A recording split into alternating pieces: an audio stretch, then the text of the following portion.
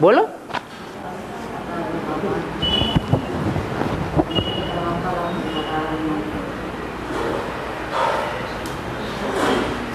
हैं?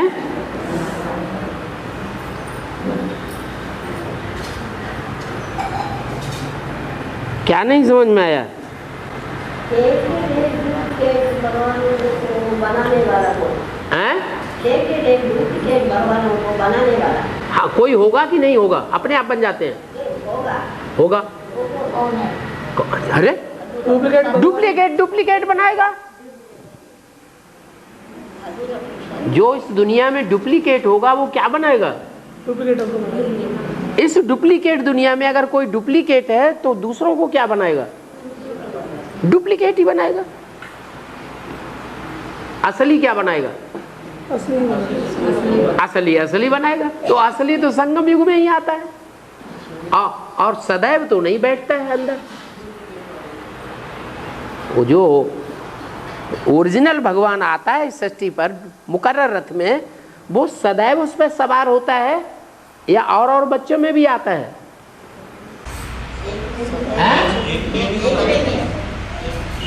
एक में ही आता है। एक में ही आता है। हाँ? एक में भी सवार। तो फिर दादा लेखराज में कौन आया था? अरे दादा लेखराज में वो सुप्रीम सोल आया या नहीं आया? आया। और सुप्रीम सोल दादा लेखराज में आया तो वो ओरिजिनल भगवान आया या डुप्लीकेट आया? है ओरिजिनल भगवान। तो दादा लेखराज को तो ओरिजिनल भगवान ही होना चाहिए। है? आया तो हाँ, नहीं आया तो, लेकिन प्रत्यक्ष नहीं हुआ। किसके द्वारा? दादा लेखराज के द्वारा प्रत्यक्ष नहीं हुआ, मर्ज होकर के रहा। सिर्फ वाणी आई और वो वाणी भी भगवान की वाणी है, इस रूप में प्रत्यक्ष नहीं हुई। क्या भगवान आता है तो क्या बनाता है? भगवान भगवती बनाता है। तो जो भगवान भगवती बने डुप्लीकेट, वो भी प्रत्यक्ष नहीं हुए। दुनिया में कोई ब्रह्मा को भगवान मानता है? अगर मानता होता तो मूर्तियां होती, मंदिर होते, पूजा की जाती। लेकिन ब्रह्मा की तो न मूर्तियां बनाई जाती हैं, न पूजा की जाती है, न मंदिर बनते हैं। इससे साबित होता है ब्रह्मा भगवान का रूप नहीं है। लेकिन इतना है, शास्त्रों में ये बात तो मानते हैं, ब्रह्मम वाक्यम जनार्दनम, ब्रह्मा के मुख से जो निकलता है वो ब्रह्म वाक्य है, पत्थर की लकीर है, उसको कोई काट नहीं सकता। माने उनके मुख से जो भी मुरलियां निकली, मुरलियों का ज्ञान निकला, वो झूठा साबित नहीं हो सकता। भले दुनिया कहती है भी दादा लेखराज ने क्या पागलपन बोला है, लेकिन उन्हें उनका अर्थ ही नहीं मालूम है, उसकी गहराई का उनको पता ही नहीं है, इसलिए ऐसा बोलते हैं। जिस समय भगवान संसार के सामने प्रत्यक्ष हो जाएगा तब नहीं कहेंगे कि दादा लेखराज के मुख से जो निकला वो पागलों की बातें थी।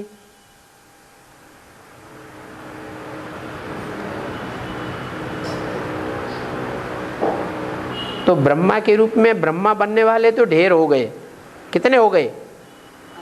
4-5 ब्रह्मा हो गए। 5 मुख भी दिखाए जाते हैं ब्रह्मा को, पंचानन, चतुरानन। वो ब्रह्मा तो हुए, लेकिन भगवान नहीं कहा जाता है।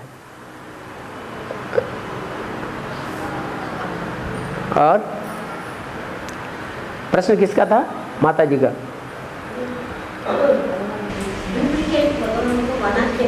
हाँ, तो डुप्लीकेट भगवान, ब्रह्मा को डुप्लीकेट भगवान कहेंगे?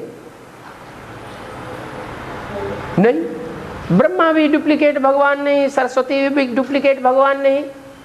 विष्णु भी डुप्लीकेट भगवान नहीं, और जगदम्बा भी डुप्लीकेट भगवान नहीं। भगवान है, डुप्लीकेट है, तो डुप्लीकेट को ओरिजिनल के साथ रख करके कोई टैली कर सकता है कि नहीं कर सकता है? कर सकता है। तो जो टैली हो जाएगा तो फिर नंबर 2 का साबित हो जाएगा। तो पहला है शिव और 2 नंबर का है शंकर। शिव का नाम शंकर के साथ जोड़ा जाता है, दूसरे नंबर में जोड़ा जाता है। शंकर शिव नहीं कहेंगे, क्या कहेंगे? शिव शंकर। उसका नाम पहले क्यों? अव्वल नंबर वही है। अच्छा, जो 2 नंबर होगा वो क्या बनाएगा? अव्वल नंबर बताएगा, बनाएगा 2 नंबर वाला नहीं बनाएगा। नहीं, माता जी को बता दी ना। माता जी, जो 2 नंबर का भगवान होगा, डुप्लीकेट भगवान होगा, वो क्या बनाएगा? डुप्लीकेट ही बनाएगा। तो क्या द्वापर कलयुग में बनाएगा या संगम युग में ही बनाएगा? संगम युग में बनाता है। कितने बना देता है? कितने भगवान बना देता है? 2 4 8 100 200 1000 2000 है? एक डुप्लीकेट, एक ही डुप्लीकेट बनाएगा। अरे यहां तो कहते हैं आत्मा सो परमात्मा। कंकड़ भित्तर पत्थर बुद्धि भी जो है, क्या ठिक्कर बुद्धि भी है, पत्थर बुद्धि भी है, वो भी भगवान बन के बैठ जाते हैं। कहते हैं हमारी आरती पहले उतारो, फिर मंदिर में जाकर के जड़ मूर्ति की आरती उतारो। तो असली भगवान कौन हुए? वो अपने को असली भगवान साबित करते हैं, जो कहते हैं पहले हमारी आरती उतारो। हम चैतन्य भगवान हैं और मंदिर में जो रखी है वो मूर्ति तो जड़ है, तो वो तो असली भगवान नहीं है। तो ढेर के ढेर भगवान पैदा हो जाते हैं एक डुप्लीकेट से। अरे कोई ओरिजिनल हीरा होता है कि नहीं? ओरिजिनल हीरा के बाद इमिटेशन बनाने शुरू किए, कोई ने तो शुरू किए होंगे, हैं? अरे डुप्लीकेट हीरे बनाना भी कोई ने शुरू किया होगा कि नहीं किया होगा? किया होगा। तो जिसने शुरू किया होगा उसने पहला हीरा बनाया होगा कि नहीं? डुप्लीकेट है। पहला हीरा डुप्लीकेट जब बन गया तो फिर धड़ाधड़ तैयारी होती चली जाती, फिर तो फिर समारी नहीं। ऐसे ही है। ओम शांति। माता जी का प्रश्न पता नहीं समाधान हुआ कि नहीं? समाधान आया, लेकिन मानने की तैयार नहीं। क्यों? तो उसका कारण बताओ। डुप्लीकेट भगवान बना, वो शिव के साथ जोड़ा हुआ ना। हाँ, शिव के साथ जोड़ा हुआ, लेकिन 2 नंबर पे जोड़ा हुआ। तो इतना वो तो शिव के साथ जोड़ा हुआ माना, वो देव महादेव है ना। वो डुप्लीकेट भगवान वो कैसे बनाएगा? देव महादेव तो है, देवताओं में बड़ा देवता तो है, लेकिन देवताएं बुद्धू होते हैं कि बुद्धिमान होते हैं? क्या होते हैं? बुद्धू होते हैं। तो बड़ा देवता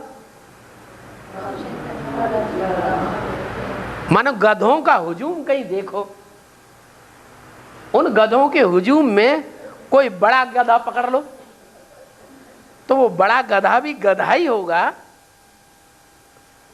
कि होशियार होगा? गधा ही होगा। तो दुनिया में ढेर के ढेर भगवान, उन ढेर के ढेर भगवानों में से जो पहला डुप्लीकेट भगवान बना,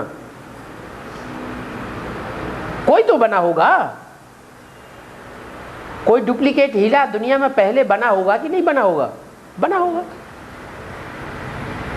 ओ उसका नाम शिव के साथ जोड़ दिया, भक्ति मार्ग में जोड़ दिया है भक्तों ने। लेकिन जो ज्ञानी हैं वो जानते हैं क्या, कि शिव अलग है और शंकर अलग है। जो अज्ञानी हैं, भगत हैं, वो शिव शंकर को एक ही मानते हैं, एक जगह जोड़ देते हैं। लेकिन जो ज्ञानी आत्माएं हैं वो जानती हैं एक आत्मा है शिव, जो सदा शिव है, और दूसरी आत्मा है वो अशिव भी बन जाती है। शिव माने कल्याणकारी और अशिव माने अकल्याणकारी। इसलिए टाइटल जब देते हैं शिव शंकर को तो क्या कहते हैं? शिव शंकर भोलेनाथ कहते हैं हमेशा, या ये कहते हैं शिव शंकर भोले भाले? ये भी कहते हैं शिव शंकर भोले भाले। शिव का नाम पहले तो टाइटल में भोले पहले, और शंकर का नाम बाद में तो टाइटल में भाले। भाला तो बहुत खराब होता है। भाला अगर घुस जाए शरीर में तो पूरा ही खत्म कर देगा। छोटा मोटा कांटा घुस जाए तो दर्द तो करेगा, लेकिन आदमी जिंदा तो रहेगा। जिंदा है तो उसका इलाज भी हो जाएगा। लेकिन भाला ही पूरा घुसड़ दिया तो जिंदा रहेगा है? फिर तो मरने की संभावना ज्यादा है। इसलिए वो भाला कहा गया है, भोला नहीं है। और हाँ। नारायण के पहले का रूप क्या है? नारायण का पहले रूप क्या है? बनने के पहले का? नारायण है 16 कला संपूर्ण। ब्रह्मा सो विष्णु बनता है। विष्णु बनने से पहले ब्रह्मा 0% गुणों वाला है या 100% गुणों वाला है? हैं? क्या कहेंगे? ब्रह्मा माने विकारी और विष्णु माने निर्विकारी।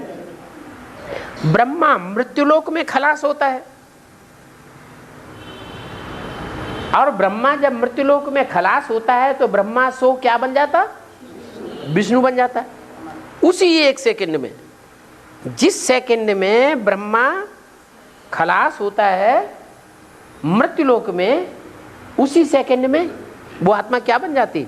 ब्रह्मा सो विष्णु बन जाती। तो उसी सेकंड के आदि में वो 0% था दिव्य गुणों की धारणा में, या 100% था विष्णु बनने से पहले? ठीक पहले 0% था। अरे था कि नहीं था? था। इसलिए उसको निर्गुण कहा जाता है, जीरो को। कैसा? निर्गुण। निर्गुण बालकों की संस्था है। ये रुद्रमाला के मणके क्या हैं? क्या है? निर्गुण बालक हैं। मुझे निर्गुण हाड़े में कोई गुण नहीं। अगर गुण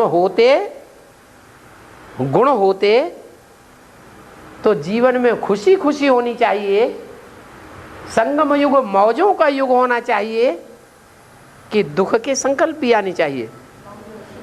है? है? लेकिन है, सदैव मौज रहती है, खुशी रहती है, क्यों नहीं रहती? है? माना क्या करें? विष्णु पालना में खुशी खुशी है, विष्णु पालना में खुशी खुशी, लेकिन विष्णु से 1 सेकंड पहले जब वो ब्रह्मा था तो विष्णु तो नहीं था। नो विष माने उसमें अंश मात्र भी विष नहीं था।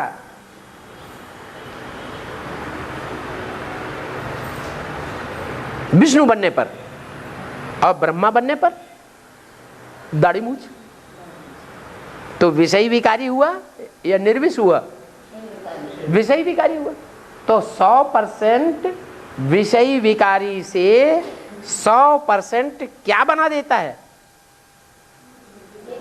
निर्विकारी बना देता है। आपके प्रश्न का जवाब हुआ। अब ये बात दूसरी है, कौन से नंबर का ब्रह्मा है? ब्रह्मा भी तो नंबरवार है कि सब एक जैसे ब्रह्मा है? नंबरवार। जो अव्वल नंबर का ब्रह्मा है तो क्या होगा? अव्वल नंबर का ब्रह्मा अव्वल नंबर का विष्णु होगा। अव्वल नंबर में विष्णु की उसकी पूजा होगी। और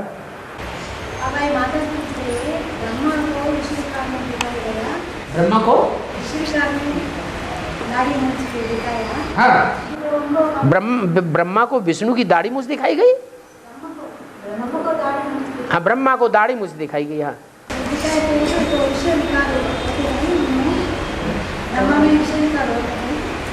क्या करें? फिर कमल फूल में बैठा हुआ ऐसा तो पता चलेगा। ब्रह्मा को कमल फूल में बैठे रहते भक्ति मार्ग में बताते हैं नहीं, उसके लिए पूछ रहे हैं। कमल फूल समान जीवन है ना। कमल फूल में क्यों दिखाया गया? उनका जीवन कैसा है? कमल फूल समान जीवन है। जैसे कमल फूल को कीचड़ में डाल दो तो कीचड़ से डिटैच ही रहेगा या कीचड़ से अटैचमेंट हो जाएगा? डिटैच रहेगा। तो है 100% विकारी फर्स्ट ब्रह्मा। जो फर्स्ट ब्रह्मा है वो है 100% विकारी। अंतिम सेकंड में मृत्युलोक में 100% विकारी से फिर क्या बन जाता है? 100% 1 सेकंड में निर्विकारी बन जाता है। आपका प्रश्न का जवाब हुआ कि नहीं? बस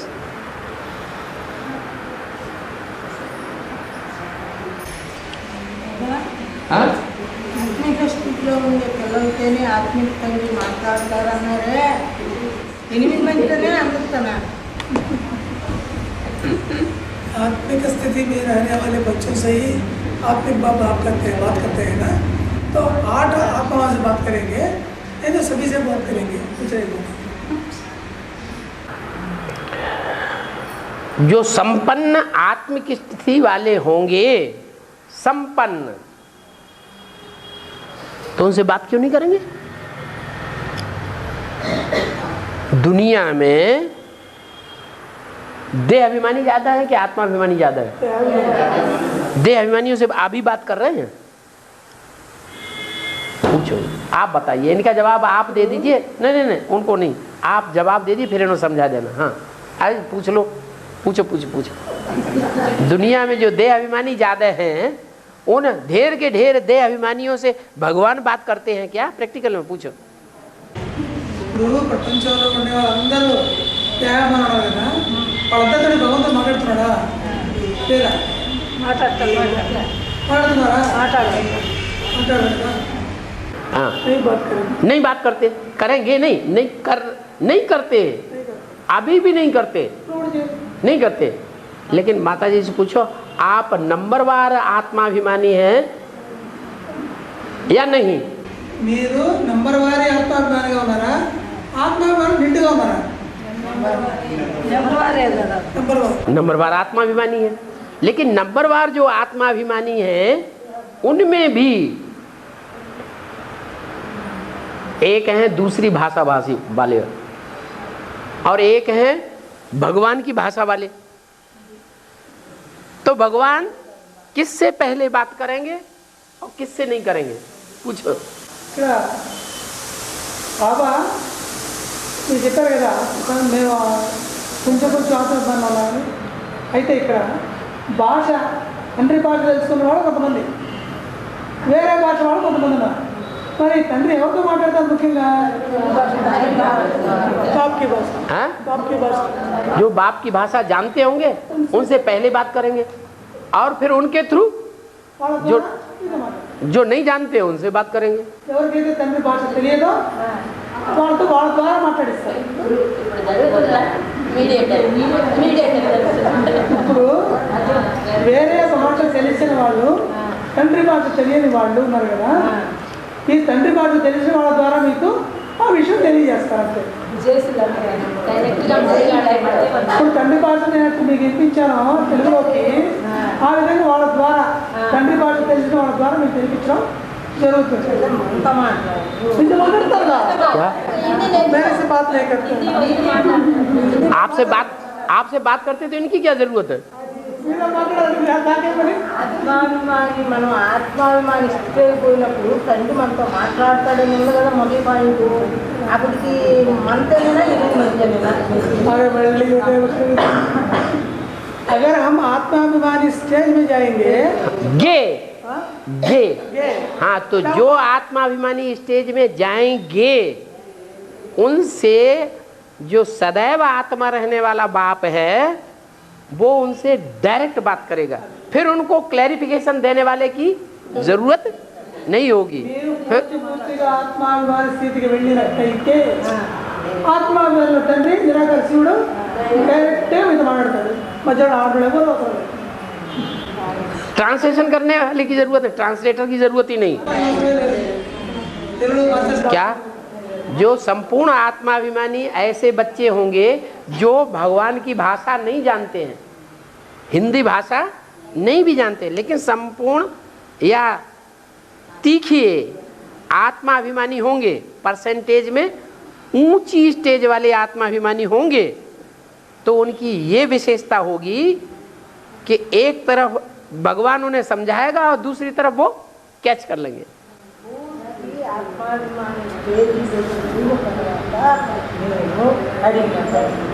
వినాశనమైన తర్వాత నీ బిడ్డలు ఎట్లా కాపాడుతుంది అంటే అప్పుడు ఏం చెప్పాడు?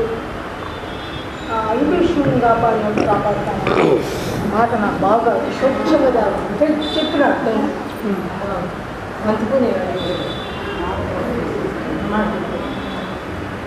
पूरा आत्मिक स्थिति में बैठने के बाद पापा से माता पूछी, हाँ, विनाश के समय बच्चों को कैसे रक्षा करेंगे? हैं? विनाश के समय बच्चों को कैसा रक्षा करेंगे ऐसे पूछ रहे माता जी ने। क्योंकि विनाश के समय जिस मुकर्रर रथ में प्रवेश हुआ होता है वो मुकर्रर रथ प्रकृति जीत होगा या नहीं होगा? प्रकृति माता के ऊपर जीत पाने वाला होगा या नहीं होगा? प्रकृति माता के ऊपर जीत पाने वाला होगा। तो उस प्रकृति माता की गोद में बच्चों को बैठा लेगा या उसकी छत्रछाया से बाहर कर देगा? तो जो बच्चे प्रकृति जीत बाप के बच्चे होंगे आत्माभिमानी, वो प्रकृति जीत बाप प्रकृति को ऑर्डर करेगा। क्या ऑर्डर करेगा? इन बच्चों को अपनी छत्र छाया में ले करके रहो। तो प्रकृति जीत है तो प्रकृति माता प्रकृति पति की बात मानेगी या नहीं मानेगी? मानेगी। तो बच्चों की सुरक्षा करेगी या नहीं करेगी? तो बात बताओ ना।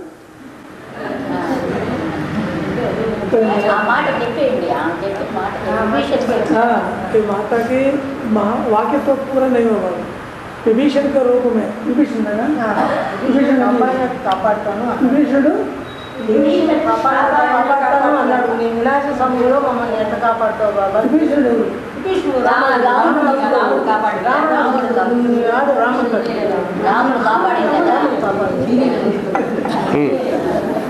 जैसे विभीषण को बचाया ऐसे ही बच्चों को बचाऊंगा, ऐसे बोल दिया इस माता जी को। तो वही बात बोल कुछ रहे। तो विभीषण को भगवान ने अपनी गोद में शरण में लिया नहीं था? गोद लिया था कि नहीं? गोद लिया ना, तो भगवान का बच्चा हो गया ना। तो जो भगवान का बच्चा हो गया वो अम्मा की गोद में नहीं देगा? विभीषण को अम्मा की गोद में दिया या नहीं दिया? सुरक्षा के लिए दिया, तो उसकी रक्षा हुई कि नहीं? ऐसे ही बचाएंगे, ऐसे बोल दिया। हाँ जी। और करेक्ट है ना, क्यों ना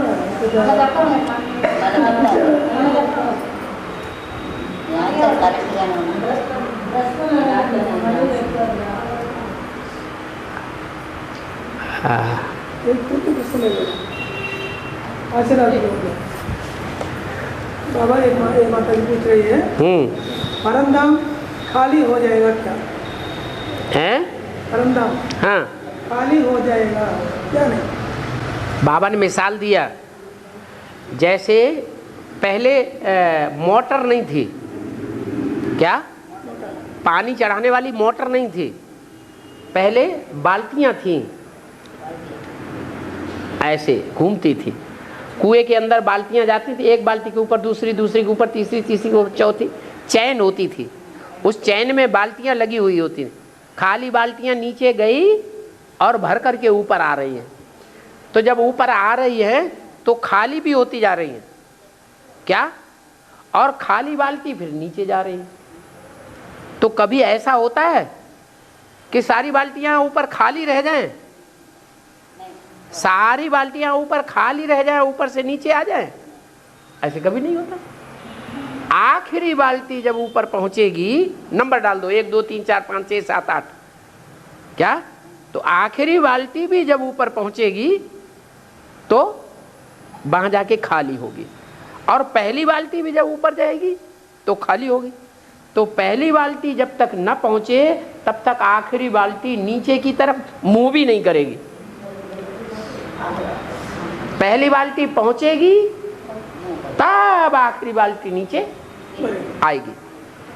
ऐसे ही 500-700 करोड़ मनुष्य आत्माएं भर भर करके ऊपर जा रही हैं। जो पहली बाल्टी है, जो झाड़ के चित्र में शंकर को दिखाया, क्या वो जब तक ऊपर न पहुंचे तब तक परमधाम खाली नहीं हो सकता। उसी सेकंड वो पहुंचती है, और 500 करोड़ भी कहो, 750 करोड़ भी आत्मा कहो, वो नीचे आती है। खाली नहीं होता कभी। क्या? जैसे परमधाम कभी खाली नहीं होता, ऐसे इस दुनिया में भी सुख की आखिरी बूंद लेने वाली आत्मा कभी खत्म नहीं होगी। कुछ न कुछ, थोड़ा में न थोड़ा, आखिरी आत्मा भी जो उतरेगी वो 1 सेकंड अपने पहले सेकंड में सुख अनुभव करेगी। ये दुख की दुनिया में भी, जहां अपरम अपार दुख हैं, उस अपरम अपार दुखों की दुनिया में भी कोई न कोई आत्मा ऐसी बची रहेगी जो अपरम अपार सुख महसूस करेगी। क्या? लास्ट सेकंड में भी ऐसे होगा। यह है सुख दुख की दुनिया। यहां सुख भी मौजूद रहता है और यहां दुख भी मौजूद रहता है, लेकिन 1 सेकंड सिर्फ ऐसा आता है जहां 100% सुख की दुनिया होगी, लेकिन 1% भी दुख नहीं होगा।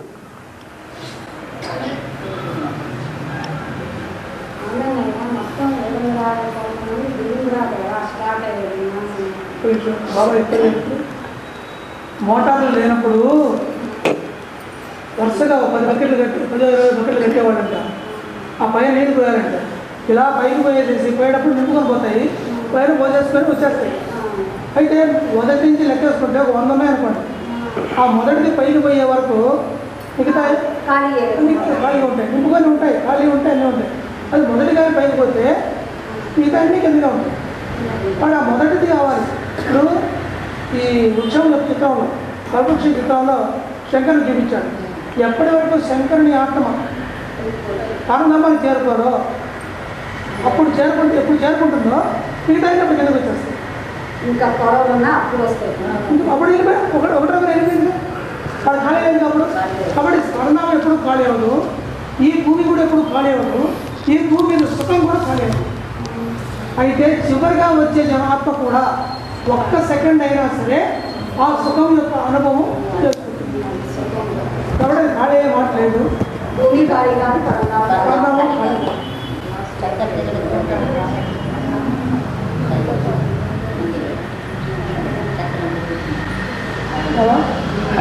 अरे माता पूछ रही है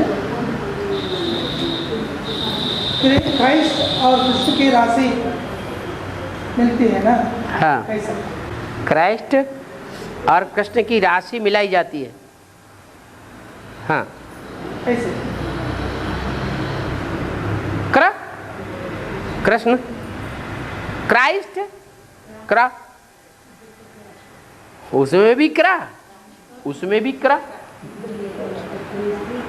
दुनिया में 12 तरह के लोग हैं. ज्योतिषी लोग जो होते हैं वो सारी दुनिया के लोगों को 12 हिस्सों में बांट देते हैं. दुनिया की कोई भी मनुष्य आत्मा ऐसी नहीं है जो उन 12 ग्रुप के बाहर हो. अगर उन 12 ग्रुप में से कोई ग्रुप में नहीं होगी तो वो एक सुप्रीम सोल है, वो 12 कैटेगरी से बाहर है. बाकी दुनिया की हर मनुष्य आत्मा चाहे लास्ट से लास्ट में आने वाली हो, दुनिया का टोटल विनाश होने वाला है, उस समय ही सेकंड में आने वाली हो. और जैसे कीड़े मकोड़े तुरंत जन्म लेते हैं, तुरंत खत्म होते हैं, कीटाणु होते हैं, तुरंत जन्म होता है, तुरंत खत्म हो जाते हैं, ऐसी ही आत्माएं क्यों न हो, लेकिन वो भी 12 कैटेगरी में से कोई न कोई एक ग्रुप में होंगी. इसलिए 12 राशियां कही जाती हैं. यहाँ तो सारे हिंदू बैठे सब जानते हैं और सबकी कोई न कोई अपनी राशि है. सबको अपनी अपनी राशि का पता भी होगा. कोई ऐसा तो नहीं बैठा है जिसको अपनी राशि का पता न हो. कोई यहाँ ऐसा तो नहीं बैठा है जिसको अपनी राशि का पता न हो, मैं कौन राशि की आत्मा हूँ, वो व्यक्ति हूँ.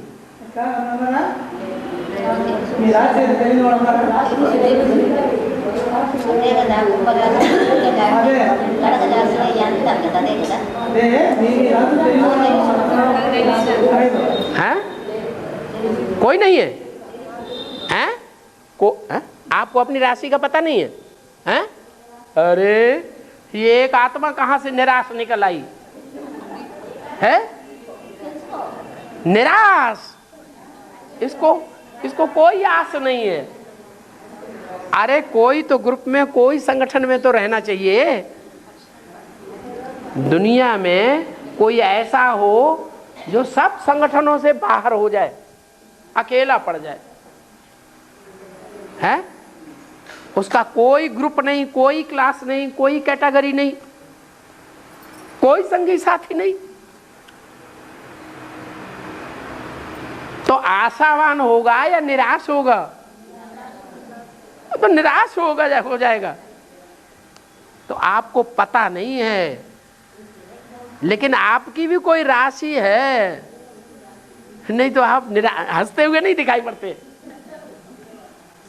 ప్రపంచంలో ఉండేటువంటి సర్వాత్మల్ని కూడా 12 రాశుల్లోకి తీసుకున్నారు. కాబట్టి ఏ ఒక్కరు కూడా ఒకవేళ మనకు తెలియకపోవచ్చు, కానీ ఏదో ఒక రాశిలో మనం తప్పకుండా వచ్చే ఉంటాం. कोई ज्योतिषी से, कोई पंडित जी से पूछना हमारी राशि क्या है, क्या है, तो वो बताएंगे. वो बताएंगे आपकी भी राशि है. जिसको कोई आस नहीं होगी वो तो निराश हो जाएगा इस दुनिया के अंदर. क्या నిరాశ అయిపోతారు. కాబట్టి నిరాశ కాబట్టి అవ చెప్తా ఊరికే అడగండి ఎవరన్నా తెలుసుకోండి రాసి ఏదో ఈ 12 రాశులు ఏదో రాశిలో ఉంటాం మనం. నక్షత్రాన్ని బట్టి తెలుసుకోవాలి. ఇప్పుడు వద్దులేండి నక్షత్ర మంత్రి हैं?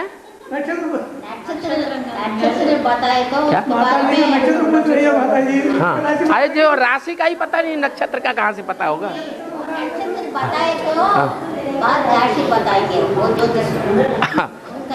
हाँ, टाइम बताना पड़े, टाइम नहीं बताना पड़े। जो जिंदगी में नाम चलता है ना रोज बढ़ने का, जिस नाम से व्यक्ति को बुलाया जाता है उस नाम के आधार पर भी राशि निकाल देते हैं। हाँ। अच्छा खैर, मतलब ये प्रश्न ये नहीं था, प्रश्न ये है कि कृष्ण और क्राइस्ट की राशि मिलाई जाती है, इसका अर्थ क्या है? क्या जो कृष्ण है, हम जानते हैं कि कृष्ण आत्मा है नई दुनिया का पहला पत्ता। क्या नई दुनिया का पहला पत्ता है कृष्ण, और क्राइस्ट द्वापर में आता है। नई दुनिया का पहला पत्ता नहीं है। क्या वो नई दुनिया भी कुछ न कुछ पुरानी हो जाए? क्या जब नई दुनिया भी 500 साल गुजर जाते हैं तो पुरानी हो जाएगी कि नहीं? पुरानी हो जाएगी। कोई नहीं कहेगा कि ये बिल्कुल नई दुनिया है, वो नया भक्ति मार्ग है, या पुरानी दुनिया में भी कुछ न कुछ नयापन है, पुरानी दुनिया में भी कुछ न कुछ अवगुण प्रवेश कर जाते हैं। तब पैदाइश होती है कृष्ण की, वो क्राइस्ट की। किसकी पैदाइश होती है? क्राइस्ट की। माने क्राइस्ट की पैदाइश कब होती है? एकदम पुरानी दुनिया में होती है, 100% वो जिसको हम कहें पुरानी दुनिया का एकदम सात्विक स्टेज, पुरानी दुनिया की सात्विक स्टेज में क्राइस्ट आता है, या पुरानी दुनिया का कुछ न कुछ बहुत कुछ हिस्सा सात्विक खत्म हो जाता है। हाँ, माना लगभग आधा हिस्सा खत्म हो चुका है। क्या कहा? पुरानी दुनिया का भी आधा हिस्सा लगभग खत्म हो गया। हुआ कि नहीं? है? हुआ। पुरानी दुनिया का भी लगभग आधा हिस्सा खत्म हो गया। सतो प्रधान और सतो सामान्यता दोनों ही खत्म हो गई। तब क्राइस्ट आता है। आता है कि नहीं? न सतो, न पुरानी दुनिया के सात्विक स्टेज में आता है, न सतो सामान्य स्टेज में आता है। सतो सामान्यता की भी जब अंत होने वाली होती है तब आता है। कौन? क्राइस्ट। ऐसे ही कृष्ण वाली आत्मा भी दुनिया का सबसे अच्छे सा अच्छा युग कौन सा है? संगम युग। वो संगम युग में जो कृष्ण की आत्मा है वो कब संपन्न स्टेज में दुनिया के अस्तित्व में आती है? चलो संगम युग में ही बताओ।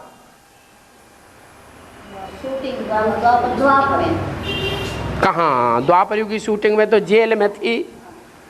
जब द्वापर युग की शूटिंग हो रही थी सन 98 में, तो एक दिन आया स्वतंत्रता का दिन, 15 अगस्त है, स्वतंत्रता का दिन, स्वतंत्रता दिवस, और वही दिन था जन्माष्टमी का दिवस 98। उस समय शूटिंग पीरियड में कृष्ण वाली आत्मा का पता चला कि उसने जेल में जन्म लिया, माने प्रत्यक्षता रूपी जन्म हुआ। काहे के द्वारा? अखबारों के द्वारा, टीवी के द्वारा, रेडियो के द्वारा, मनुष्यों के मुख से चारों तरफ आवाज निकलने लगी,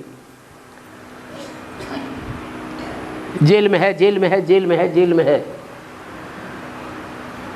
हाहाकार हुआ कि जय जयकार हुआ? हाहाकार हुआ। बच्चा पैदा होता है तो पैदा होने वाला और पैदा करने वाली दोनों क्या होता है? हैं? अरे अम्मा भी हाहाकार करती है और बाप भी हाहाकार करता है। तो हाहाकार की स्टेज में जन्म हुआ। लेकिन जिस कृष्ण का जन्म हुआ वो पहला जन्म है या ब्राह्मण का द्विजन्म है? द्विजन्म है। उस ब्राह्मण को संपूर्ण ब्राह्मण कहें या अपूर्ण ब्राह्मण कहें? क्यों? क्योंकि ब्राह्मण उसे कहा जाता है जो ज्ञानी है, यज्ञोपवीत धारण करने वाला है। यज्ञोपवीत हुआ तो ब्राह्मण है, अगर यज्ञोपवीत नहीं हुआ तो शूद्र है।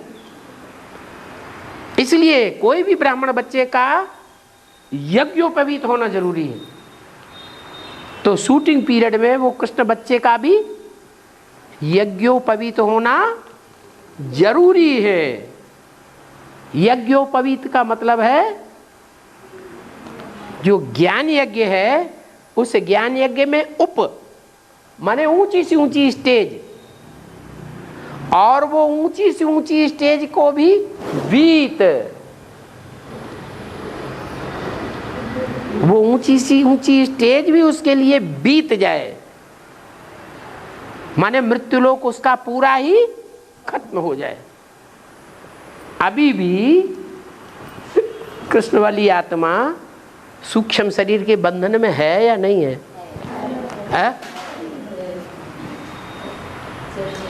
तो वो ऊंचे से ऊंची स्टेज बीत गई या अभी भी ऊंची स्टेज में पहुंचना बाकी है? है? अभी भी ऊंची से ऊंची स्टेज में पहुंचना बाकी है। माने जो द्विजन्मा ब्राह्मण होना चाहिए संपूर्ण, वो कृष्ण वाली आत्मा अभी भी द्विजन्मा ब्राह्मण साबित नहीं हो रही है। कब होगी वो द्विजन्मा ब्राह्मण कृष्ण वाली आत्मा? कब साबित होगी? अरे वो प्रत्यक्षता रूपी जन्म, दूसरा जन्म कब लेगी? हैं? 89 में? वो तो पहला जन्म हुआ या द्विजन्मा हुआ? दूसरा जन्म हुआ? हैं? वो तो पहला जन्म हुआ। जो पहला जन्म है वो तो शूद्र का जन्म है, कचड़े से जन्म लिया। पहला जन्म है वो पक्का जन्म नहीं है, वो ब्राह्मण पक्का नहीं है, वो शूद्र है। बुद्धि में ज्ञान पूरा नहीं बैठा है। क्या कृष्ण वाली आत्मा, दादा लेखराज की आत्मा में, बुद्धि में ये ज्ञान बैठा है कि गीता का भगवान कौन बैठा? तो ब्राह्मण है कि शूद्र? शूद्र है। तो कब बैठेगा? अरे बैठेगा कि कभी बैठेगा ही नहीं? नहीं बैठेगा। कब बैठेगा?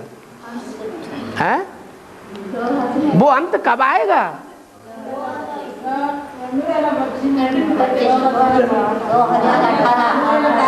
हाँ, जब वो कृष्ण की सोल अपना साकार शरीर जो छोड़ा है 1968-69 में छोड़ा ना, तो 5000 वर्ष का ड्रामा उसका पूरा हो गया या पहले ही छोड़ दिया? पहले ही शरीर छोड़ दिया। कितने वर्ष पहले छोड़ दिया? 50 वर्ष पहले छोड़ दिया। उसका अपना कहा जाने वाला शरीर कोई है ही नहीं अभी। वो तो अभी प्रवेश कर रहा है, कभी किसी में, कभी किसी में, कभी किसी ब्राह्मण बच्चे में। क्या वो आत्मा अभी भी प्रवेश करके पार्ट बजा रही है, चाहे शंकर में प्रवेश करे, चाहे दूसरे बच्चों में प्रवेश करे। उसका अपना मुकर्रर रथ अभी कोई भी नहीं है, तो वो मुकर्रर रथ भी उसका बन जाएगा कब? 2018 में। और वो उस समय आत्मा उसी तरह त्रिकालदर्शी होगी जैसे कि बाप की बुद्धि में जैसे बैठा हुआ है, राम बाप की बुद्धि में बैठा हुआ है, या राम बाप समान और जो सूर्यवंशी बच्चे हैं उनकी बुद्धि में बैठा हुआ है। क्या बैठा हुआ है?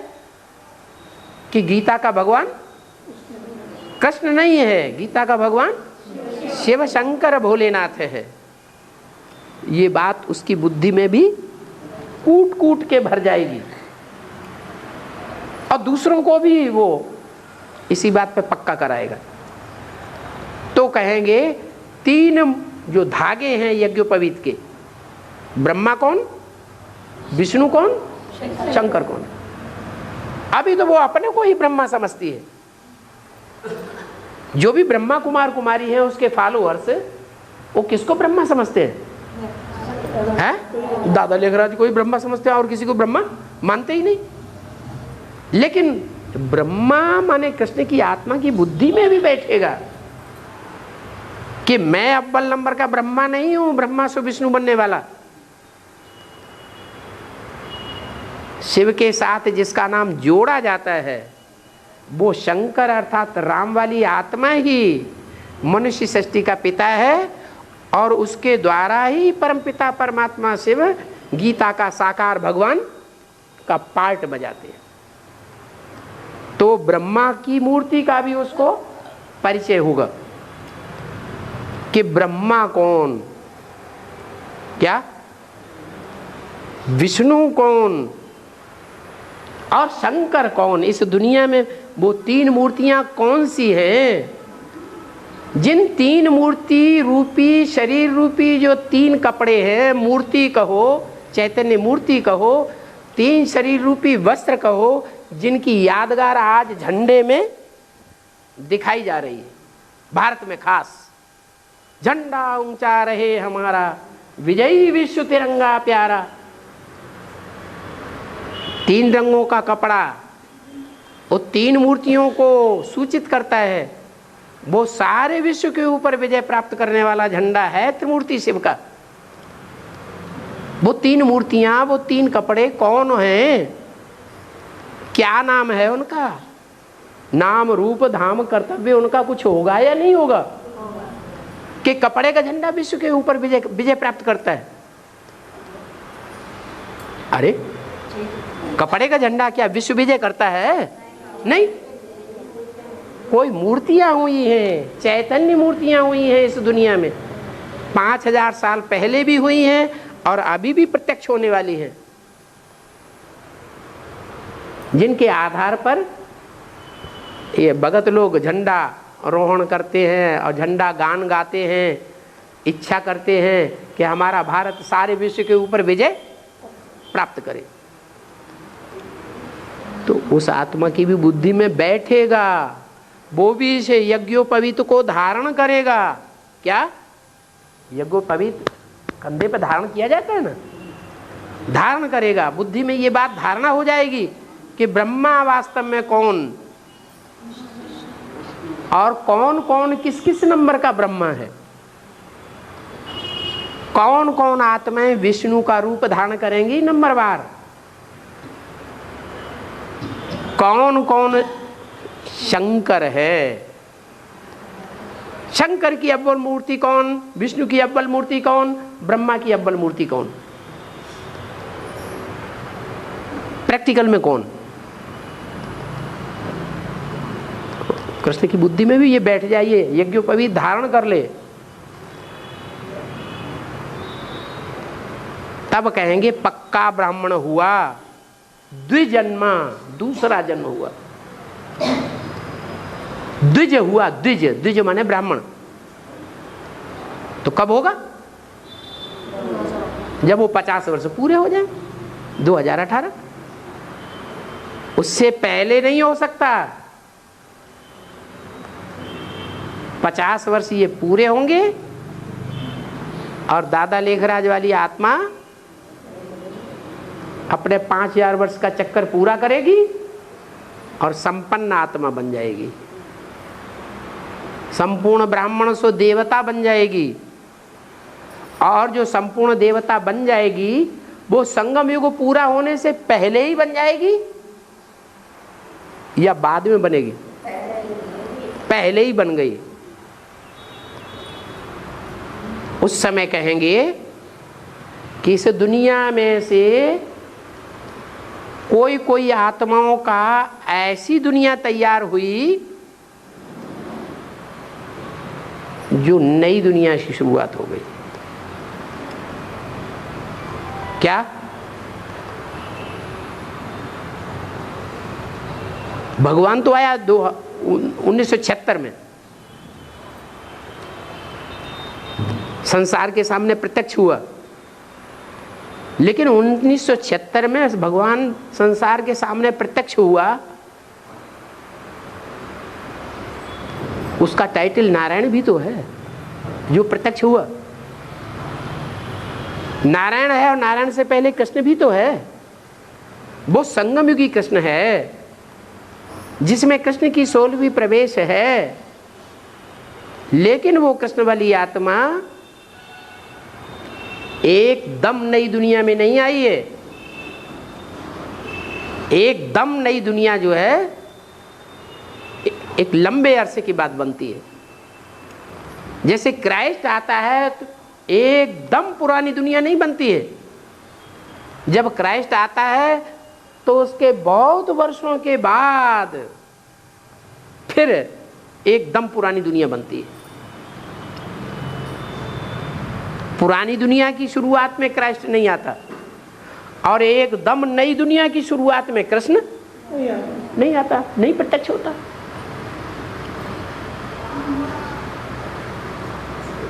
इसलिए कृष्ण और क्राइस्ट की राशि मिलाते हैं। क्राइस्ट को भी सूली पे चढ़ाया गया, वो तो स्थूल बात। शरीर को सूली पे चढ़ाया गया कि आत्मा को चढ़ाया गया? शरीर को सूली पे चढ़ाया गया। यहां आत्मा की बात है, शरीर तो जड़ होता है। यहां चैतन्य आत्मा की बात है कि शरीर की बात है? संगम में यहाँ कृष्ण वाली चैतन्य आत्मा जो है संगम युगी कृष्ण, उसकी बुद्धि मन बुद्धि जो है वो सूली पे टांग दी जाए, वहीं टंगे रहो।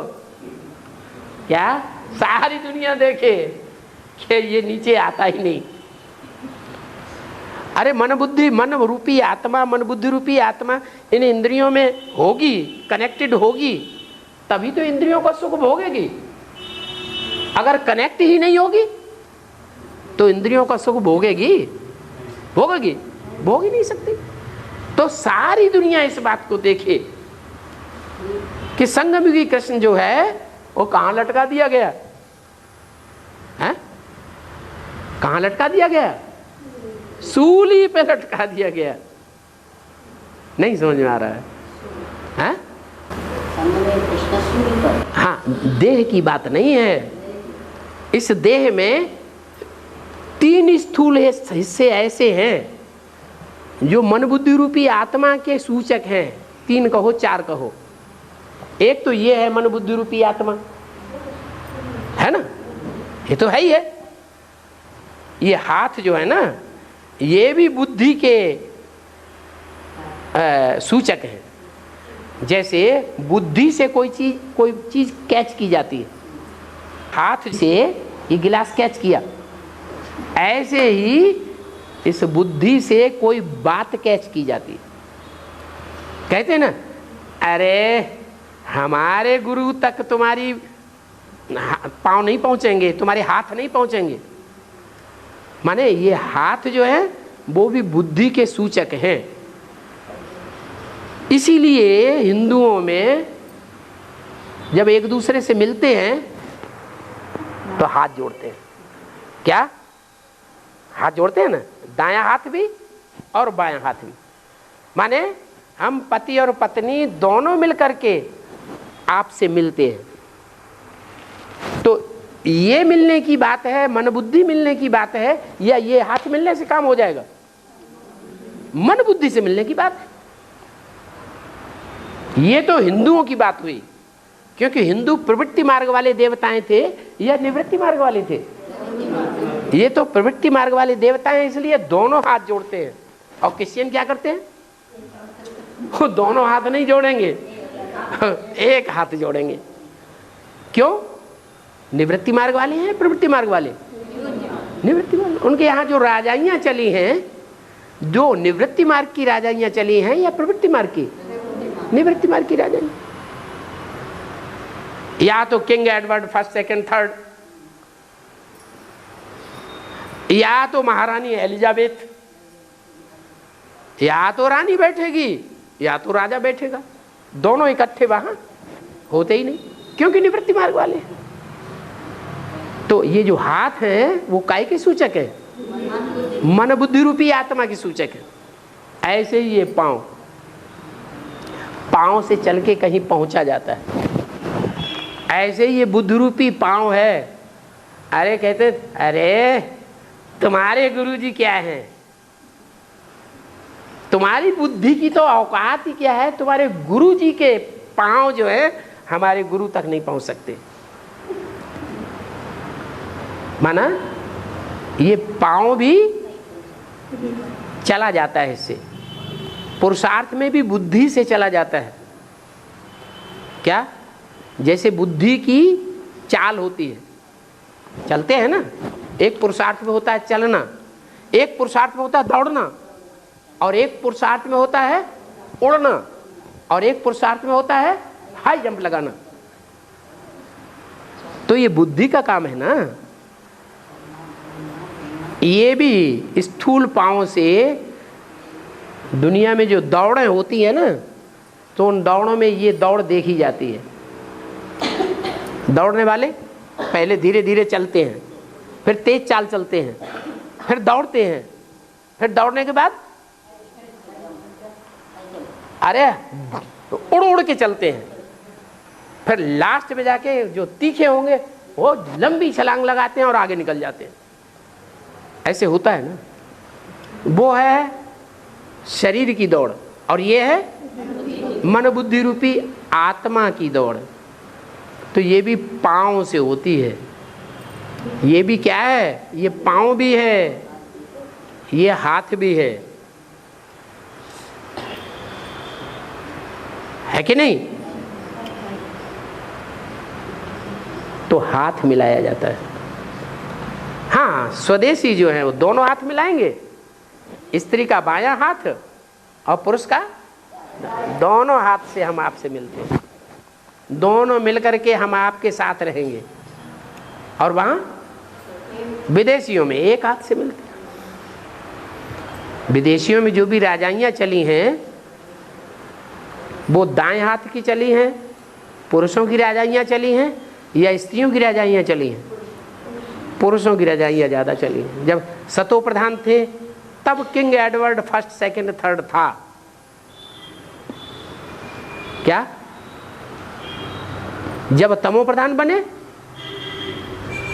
तो महारानी एलिजाबेथ और महारानी विक्टोरिया ये बैठ गई। यहाँ की ही शूटिंग है।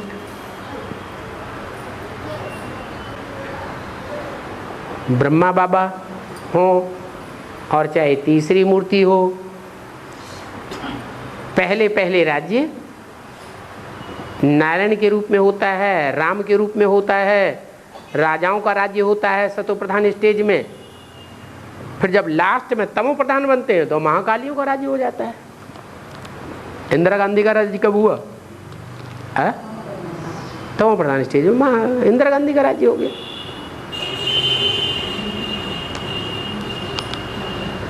सीढ़ी के चित्र में भी क्या दिखाया है? द्वापर युग से पूजा होती है स्त्री रूप की, या कलयुग में होती है? है? कलयुग में होती है, लेकिन वो भी सिंगल स्त्री की, उसके साथ पुरुष नहीं दिखाया जाता। पुरुषों को तो महाकाली को दिखाया गया, लात मारती है। क्यों क्यों लात मारती है? अरे लात मारने का कोई कारण होगा कि नहीं? अरे कोई कारण नहीं, ऐसे ही लात मार देती है? क्या कारण है? इसलिए नहीं विकारी होती है, सुपनगा पूतना नहीं होती है। हाँ हाँ, जो पुरुष हैं वो A to Z सारे के सारे दुर्योधन दुशासन, और स्त्रियां ज्यादातर अच्छी और इक्का दुक्का कोई सुपनगा पूतना निकल आती। हाँ जी हाँ जी।